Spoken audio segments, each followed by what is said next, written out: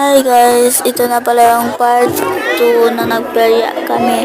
Pinipilit ako ni Papa ko na pumunta sa ride. Ayun ayaw ko yan. Malakas kasi yan guys, di ko kaya yan. Van nga, nasusuka ako dyan pa kaya. Yan guys, diba?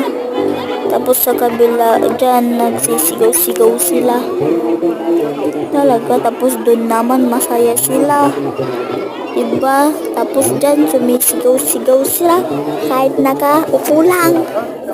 Haha. Tapos dun, lumalakad-lakad pa dun, di naman sila nagsisigaw. Yun guys.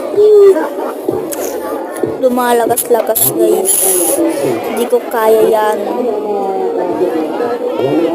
Diba? Medyo fun lang guys. Bye bye guys. Punta kay Perya. Hehe.